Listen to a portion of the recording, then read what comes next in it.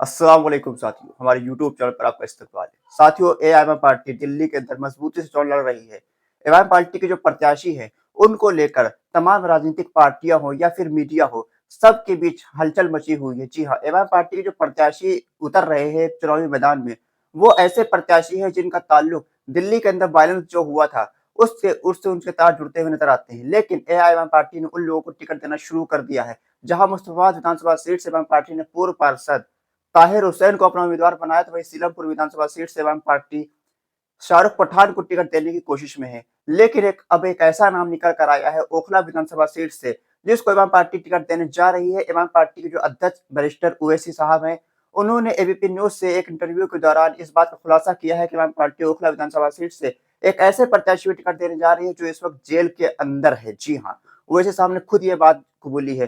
अब वो प्रत्याशी कौन है, उसके बारे में हम आपको बताते हैं। वो प्रत्याशी है शिफाउर रहमान साहब। शिफाउर रहमान जो है वो जामिया के पूर्व अध्यक्ष रह चुके हैं। उन पर आरोप यह है कि वो जामिया के अध्यक्ष रहते हुए सीए एनआरसी का जो प्रोटेस्ट हो रहा था, उसको उन्होंने हवा दी है और उसको प्रोटेस्ट को उन्होंने भड़काया है। ये इसलिए उनको जेल के अंदर डाला गया। पिछले 4-5 साल से वो जेल के अंदर हैं। अब एएमआईएम पार्टी उनको टिकट देने जा रही है और एएमआईएम पार्टी ने अपने प्रत्याशी के नाम का ऐलान लगभग कर दिया है, क्योंकि बैरिस्टर ओवैसी साहब जो एएमआईएम पार्टी के राष्ट्रीय अध्यक्ष हैं, उन्होंने जब इंटरव्यू में इस बात का खुलासा कर दिया है, तो इस बात का कोई भी डाउट नहीं है कि एएमआईएम पार्टी का ओखला विधानसभा सीट से कौन प्रत्याशी होने वाला है। अब जब मीडिया कर्मियों को जब ये बात पता चल रही है कि एएमआईएम पार्टी शिफाउर रहमान को टिकट देने जा रही है, तो तमाम मीडिया जो गोदी मीडिया है, उनके अंदर हलचल मच चुकी है। उन्होंने तमाम तरीके का प्रोपेगेंडा करना शुरू कर दिया है। नए-नए उन्होंने प्रोग्राम निकाले हैं। उन्होंने एएमआईएम पार्टी को और बैरिस्टर ओवैसी साहब को देशद्रोही साबित करने की कोशिश करी है। जी हाँ, एएमआईएम पार्टी ने जिन लोगों को अपना टिकट देना शुरू किया है, उन लोगों पर दिल्ली दंगे भड़काने का आरोप है। लेकिन उन पर कोई आरोप साबित नहीं हुआ है, ना ही उनको कोर्ट ने किसी प्रकार की सजा दी है। ऐसे में भारत का संविधान जो है, वो इस बात की इजाजत देता है कि ऐसे लोग जिन पर आरोप है, सिर्फ आरोप है, वो चुनाव लड़ भी सकते हैं और चुनाव में जीत हासिल कर विधानसभा और लोकसभा के अंदर जा भी सकते हैं।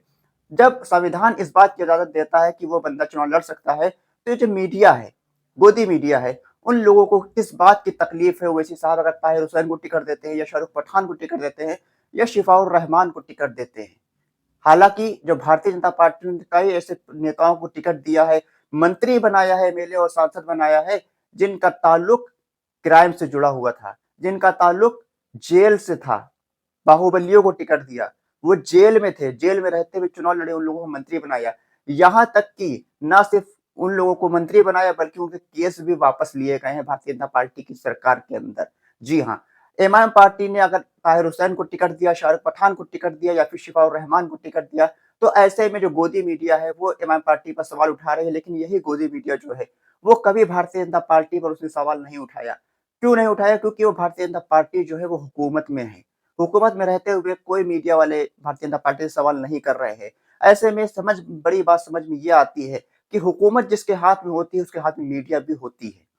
मीडिया हुकूमत के इशारों पर चल रही है, इस बात पे कोई डाउट नहीं है। हर कोई जानता है हिंदुस्तान के अंदर, क्योंकि मीडिया ऐसे-ऐसे प्रोग्राम लेकर आती है हर रोज़ टीवी के अंदर, जिसका ताल्लुक भारतीय जनता पार्टी के प्रचार-प्रसार से जुड़ा होता है। जी हाँ, ऐसे लोगों को इमाम पार्टी ने टिकट दिया है, ऐसे लोगों को इमाम पार्टी ने आगे बढ़ाया है, ऐसे लोगों को इमाम पार्टी ने आगे बढ़ाने की कोशिश कर रही है, जिनका ताल्लुक दिल्ली दंगे से है। इस तरह की न्यूज़ मीडिया द्वारा चलाई जा रही है। लेकिन भाई मीडिया ने कभी इस बात की जानकारी नहीं दी है कि जो मालेगाँव का बम ब्लास्ट हुआ था, उसकी जो आरोपी साध्वी प्रज्ञा ठाकुर थी, उनको भारतीय जनता पार्टी ने चुनाव में टिकट दिया, बल्कि वो सांसद भी भोपाल से बनकर आई थी।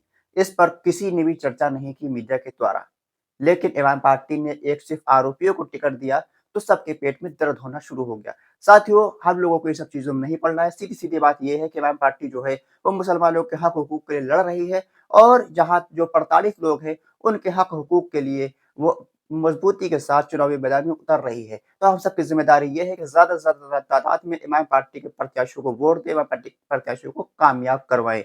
साथियों, आपकी क्या राय है कि दिल्ली विधानसभा के अंदर इमाम पार्टी जिनको टिकट दे रही है, वो सही लोगों को टिकट दे रही है या फिर इमाम पार्टी को इनसे भी अच्छे प्रत्याशी मिल सकते थे?